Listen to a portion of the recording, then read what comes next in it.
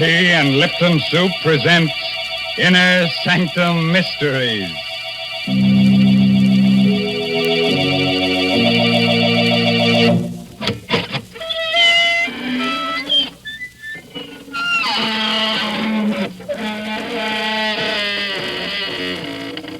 Good evening, friends of the Inner Sanctum. This is your host, Raymond, inviting you once again to join our scary company.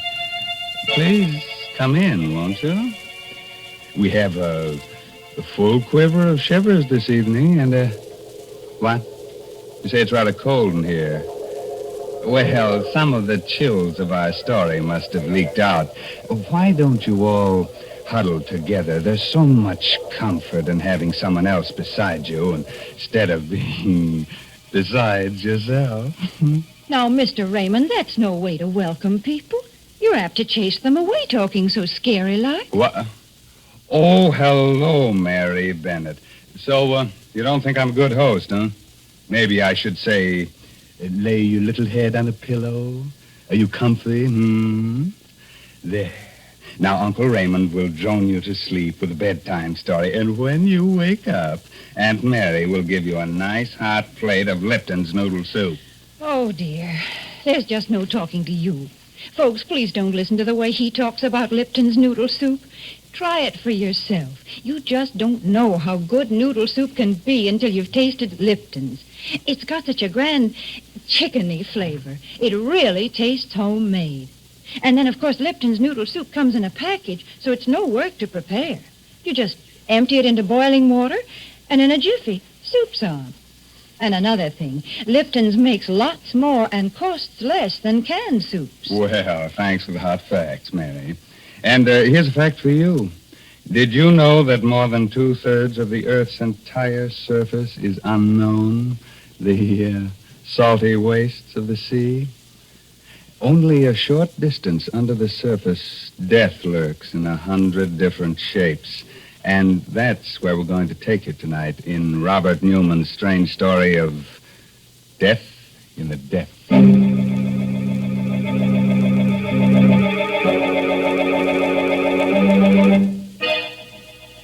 A wharf in a small seaside town a few minutes before midnight. Moored to the dock, just barely visible through the thick fog, is a stubby, broad-beamed ship. Suddenly, out of the swirling mist, a man and woman appear. He is tall, heavy-set, carries a sea bag over his shoulder. She's slim, attractive. They reach the end of the dock, and he stops, his face haggard.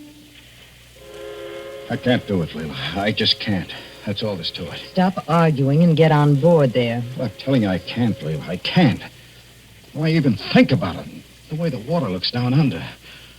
Feel of it pressing against And you. I'm telling you that you're going whether you like it or not. 2 years of living in crummy second-rate rooming houses. That's plenty, see?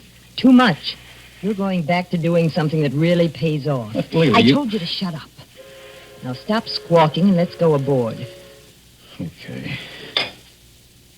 Hi there, the Gasca Bay. Is Captain Brody around? I'm Brody. Come aboard. Evening, Captain. My name's Farrell. This is my wife. Hello. I understand you're going off on a job and you're looking for divers. Well, yes, I am. We've got a salvage job off the Keys. It's a tough one, 20 fathoms. We only use real deep water men.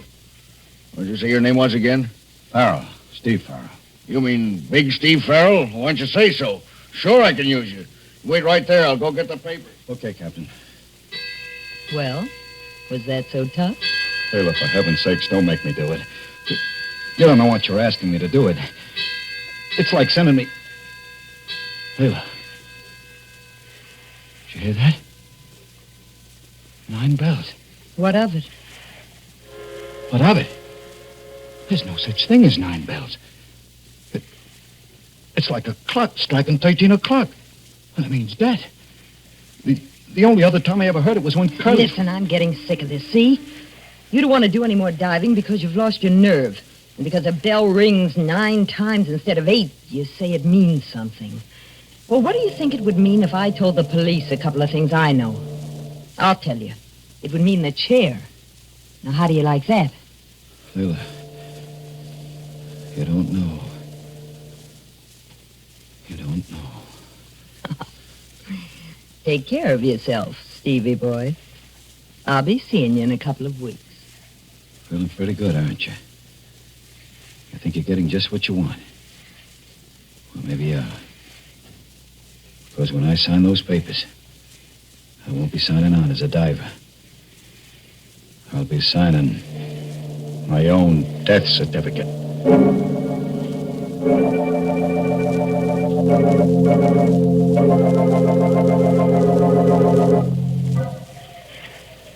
I'm all set, Captain.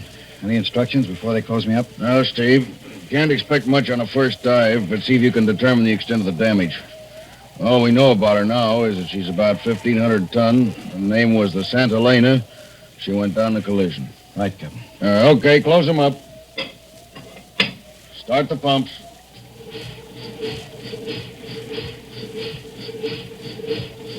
Lower away.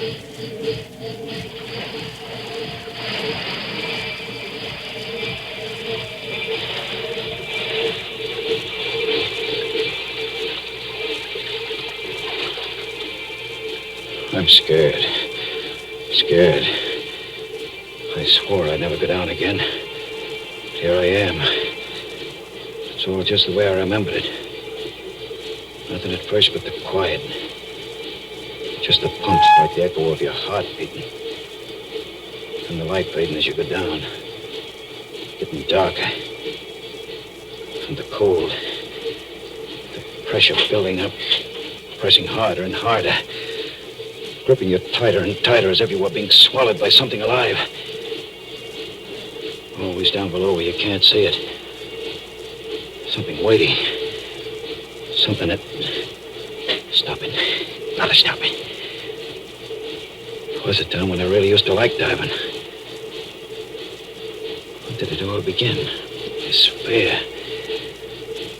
Yes, that night in the bar in Tampa. She told me she married Curly. Well, this is certainly quite an evening you're giving me, Steve. It's more like a wake than a celebration. Why are you looking at me like that? Wondering whether I should kill you. Whether I should talk to Curly and let him do it. What do you mean? You know what I mean. You know Curly. You ever found out how things go with you and me? Well, he's just young enough and crazy enough about you to put you away for keeps. I can handle Curly with my little finger. And besides, you wouldn't do anything like that. Wouldn't I? Why'd you meet me here tonight? You know it's because you wish you were married to me instead of him. So what? What are you going to do about it? You know darn well he'll never let me go. No. I guess he won't, but... We've got to do something. Yeah, but what? After all, he wakes for me. Diving's kind of dangerous. As a matter of fact, we're getting off on a job tomorrow that's pretty tricky. Steve. When you want something badly enough, there's always a way of getting it.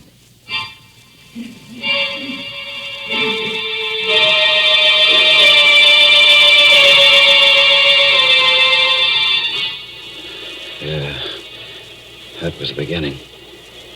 That wasn't when I was afraid for the first time. That came later. 2 days later, out on the reefs. 2 days of being with Curly and talking to him. Knowing all the time what I was going to do. And that last dive, late in the afternoon. Standing on deck with Andy, the pump man, and watching Curly through the clear water. Watching her move across the deck of the Hulk. As cool as she was, and... You going down too, Steve? Yeah, Andy. Maybe we can wind up today and start home tomorrow. You can handle both of us? Sure. Only watch the coral over on the port side there, sharp as a razor. Almost took Curly's boot off this morning. If you get into any trouble, well, I'm all alone up here. I'll watch you. Want to button me up? Yeah, sure.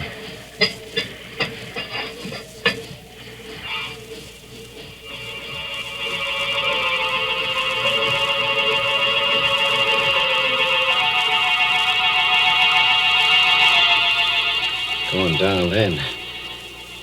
Just the way I'm going down now. But I still wasn't afraid. Not yet. I was too busy figuring out just how I was going to do it. And landing on the bottom and starting to work my way toward the hulk over the coral. There was Curly's hose and safety line. Lying on the coral. Sneaking its way to the hulk where he was working. I didn't have to look up. He told by the shadow I was under the hull of our ship, so Andy couldn't see me. And I came to a place where Curly's line was lying right next to a coral spur. And I knew that was it. I bent down, looked it around the spur so Andy couldn't pull him up. Hello, Curly. Curly, try your line. I think it's fouled. And I did it. Took out my knife and cut Curly's air hose. Andy must have known it even before Curly did. As soon as a bubble started pouring out of the end of the hose. Hello, Curly. Can you still hear me? I think you're in trouble. Your airline's cut. Hold it and save whatever air you got. Steve's on the bottom, too. He'll get over to you. Did you hear, Steve? Yeah, I heard. I'm going as fast as I can. Steve, you gotta hurry. Where are you? I just hit the deck, but it's clouded up and I can't see anything. Where's Curly? Up forward near the ship's bell. Listen, he says he's going to ring it so you can follow the sound. And for heaven's sake, hurry. Follow the sound. As if I didn't know where he was. Straight forward. I could see him now, his lifeline taut, so he couldn't move. Holding his air hose with one hand and ringing the bell with the other. He was swaying back and forth. And I started counting the strokes. 5, 6, 7, 8, 9. Then he slid down onto the deck. The air bubbled out of his helmet, and I knew he was dead. I remember thinking, 9 bells. 1 bell after midnight. Then suddenly it came over me that this was something I was never going to be able to forget. Never. But every time I went down, I was going to see him swaying there, hanging on to the bell, waiting for me.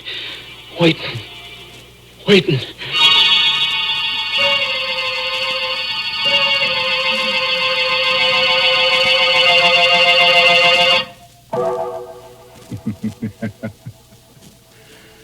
So that's why Steve Farrell wouldn't go back to his old profession of deep-sea diving.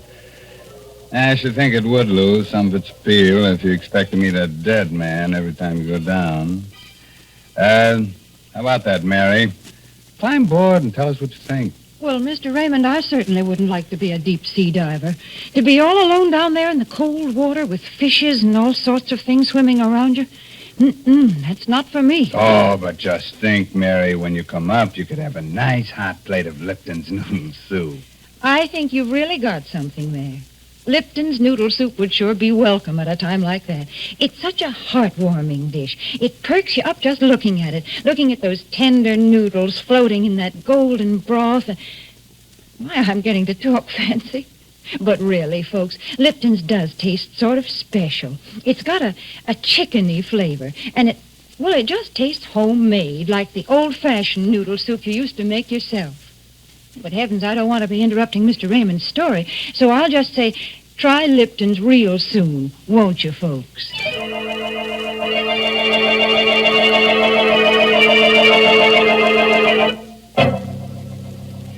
Now, shall I go on with the story of death in the depths of the sea? That strange underwater world where dead men ring their own death knell on the bells of sunken ships? Okay. It's just a moment later now. And Steve Farrell is still standing on the deck of the sunken freighter, Santa Elena. Oh, Steve, anything the matter? Why, no, Captain. I'm sorry. I thought I heard something funny, and I guess I lost my knife for a minute. After all, this is my first dive in quite a while, but I'm okay now. You sure? We can haul you up and send Mike down. No, I'm okay. I'm going to stay. Well, all right, but don't forget, we can't see you from up here. So keep talking all the time so we'll know exactly where you are and what you're doing. Check. I'm up forward now on the port side of the deck. I'm just going inside. The companionway door is jammed shut, and I'm working on it. There she is. And now I'm inside in the corridor. It's pretty dark. I'm switching on my light. I can see now, a little way ahead of me at least. It's all kind of queer. Where? How? Just funny, strange. She's canted over on her starboard side, so the cart is tipped over at an angle. Sort of like a dream where everything's turned around. Kind of different and still familiar. Why does it seem so familiar? It seems to remind me of something else. That's it. The corridor of the hotel right after we were married. Walking down it with her, Leila. Out onto the terrace. The way she took the cigarette I gave her. Smiled at me. Very sure of herself. Thanks, Steve. Thanks a lot. Why the smile, baby? Why shouldn't I smile? I'm young, healthy, and I'm married to a guy I like. A guy who's going to take real good care of me. I sure am, baby. Not only that, from now on, things are going to be different. Didn't have a chance to tell you before, but I'm through with diving. For keeps. What do you mean? Just that. I sold a boat yesterday and all the equipment. I'm out of that racket for good. You shouldn't have done that, Steve. Not without talking to me about it first. What do you expect to do from now on? Oh, I'm all set on that. I got a job as a second engineer in a freighter, the Outdoors. Well, I guess that'll be all right. For a while, anyway. What do you mean, for a while?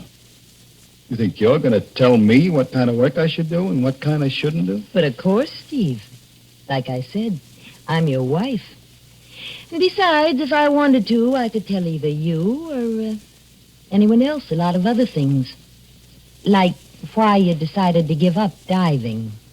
What are you talking about? Gave it up because I was sick of it. Is that the reason? Or is it because you're afraid that if you did do any more diving, you might start seeing things? Seeing what? Well, after all, you were right there when Curly had his accident and got drowned. The funny thing is, you were talking about how he might have an accident just before you went off on that trip. I've been thinking I really ought to talk to Andy about it since he was there, too, and find out just how it happened. Andy's not around anymore. He left town right after I paid him off. Oh, I see. Well, remember that the police could probably find him, Steve, if they should ever want to ask him any questions.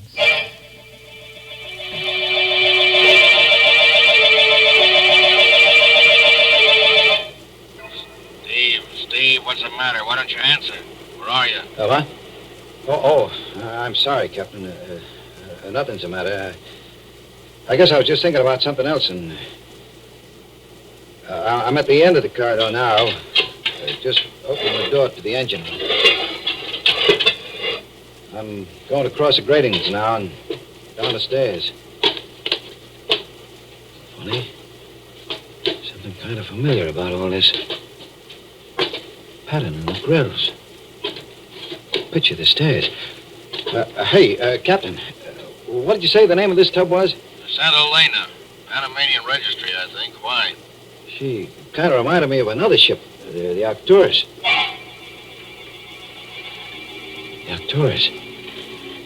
What made me think of her? I know why. A year and a half in which I almost forgot about Curly. What had happened down there on the deck of the schooner. A year and a half in which I was almost happy, even with Leila. And that night, the night McHenry came up to me when I was on watch in the engine room. Hi, Steve. How they going? Swell, Chief. I just cut number 2 in again, and she's purring like a kitten. Good. Look, Steve, the old man claims she's a little bit heavy. He wants us to sound out the pumps and check the bilge. I told him he was crazy, but, well, maybe we'd better. Okay, Chief, I'll get on it right away. Anyone around to give you a hand? I don't really need any help. But if I want him, Swanson's have someplace. Well, report to me as soon as you're finished. Right, Chief.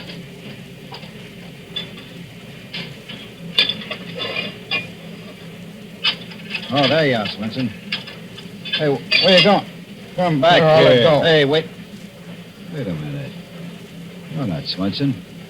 Who are you? Hey, I'm nobody, Chief. Stowaway, huh? Hiding down here behind the boiler. Give me a break, will you, Chief? I ain't doing nobody any harm. Where I'll be. Steve, big Steve Farrell. Andy. Andy Andrews. And I wanted a break. This is terrific, Steve, like money in the bank. What happened to you anyway? Oh, usual thing, run of tough luck. Been out of work for about a year now.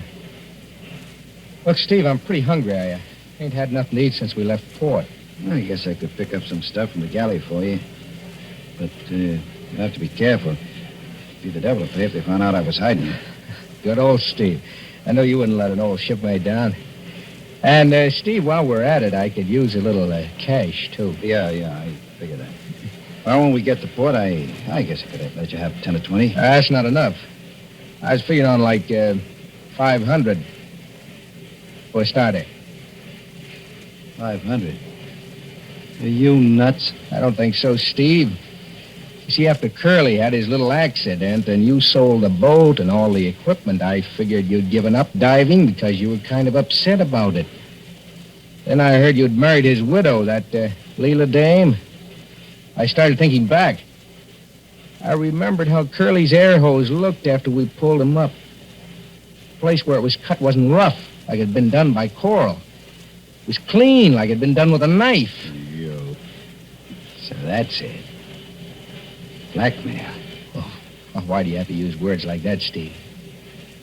Okay, Andy. It's going to be a little tough to get, but... Wait a minute. What is it? Someone's coming, one of the wipers. We got to find some place for you to hide. I know. Down there in the bilge. Here, climb in. Right down through that Oh, but manhole. it's almost full of water. There's plenty of room and you'll be safe there. Really safe. Oh, okay, but you better not... Oh, what are you doing? Let go of me! Let go! Help! You'll be safe here, all right. I'll see to that. Stop struggling like that, Andy. It's not going to do you any good. And I'm in too deep already to let you go wandering around with what you know. And weeks before they find you down here in the bilges. Maybe they never will. And if they do, they'll figure you tried to hide down there and got drowned all by yourself.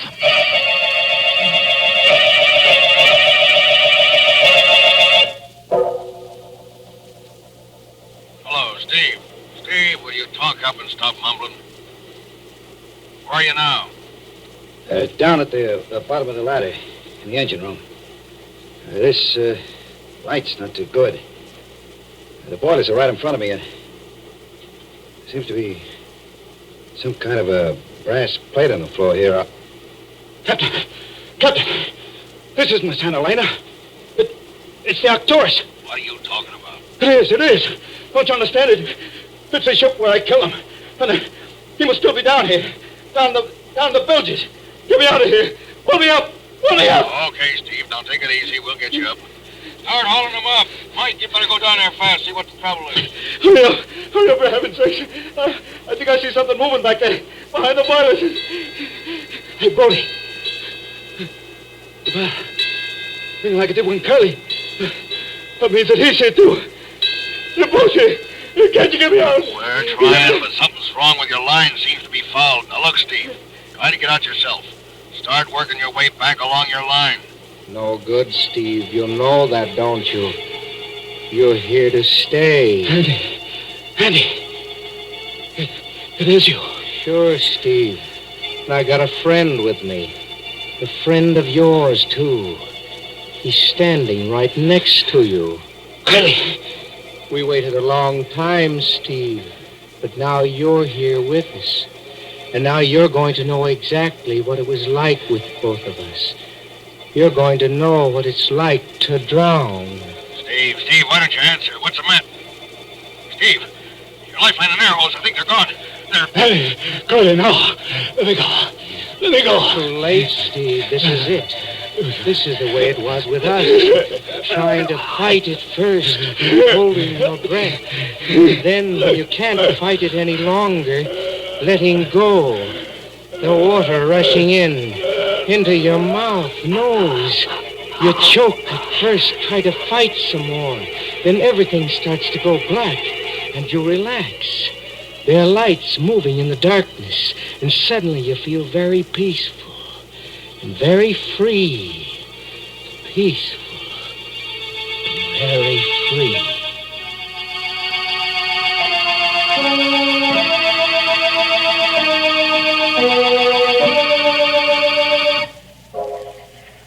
Did you find him, Mike? Yeah, he was right where you said. Down in the engine room. They're hauling him up now. It's going to be tough breaking the news to his wife. How did it happen? There's a heavy iron door leading into the engine room.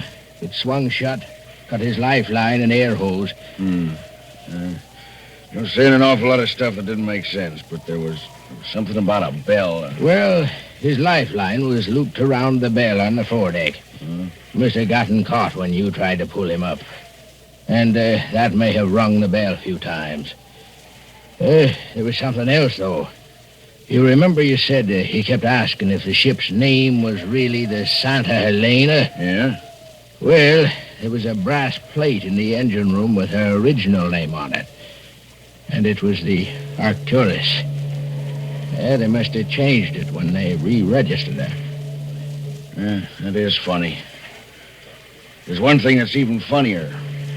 Well, of course, the whole thing was an accident, but I wonder what made that door close.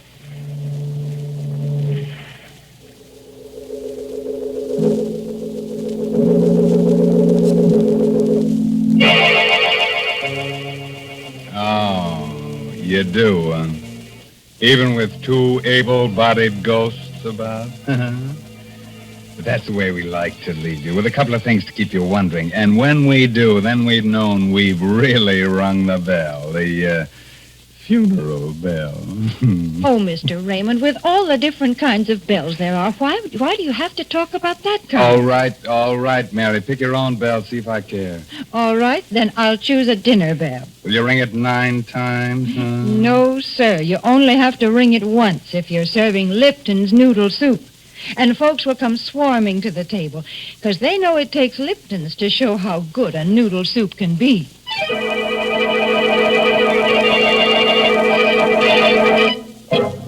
Now, before I close the inner sanctum, here's a word of advice. If you should have nightmares tonight about drowning men and wake up with a start and see a strange figure in your room, a figure with staring eyes and seaweed in its hair, dripping water on the floor, don't be alarmed.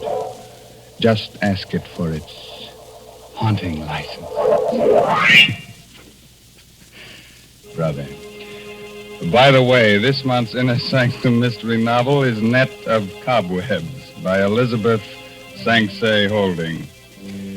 Now it's time to really close that squeaking door until next week at this same time when Lipton Tea and Lipton Soup present another Inner Sanctum mystery directed by Hyman Brown. So until then, good night. Pleasant dreams.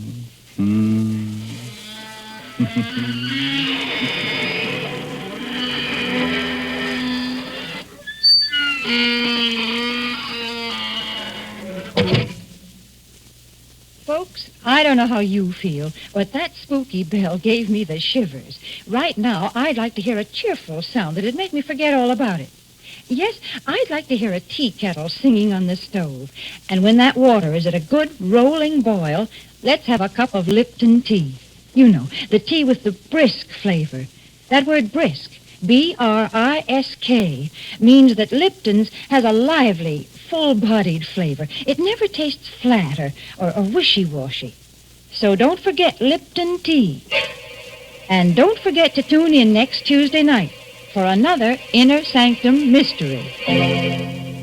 This is CBS, the Columbia Broadcasting System.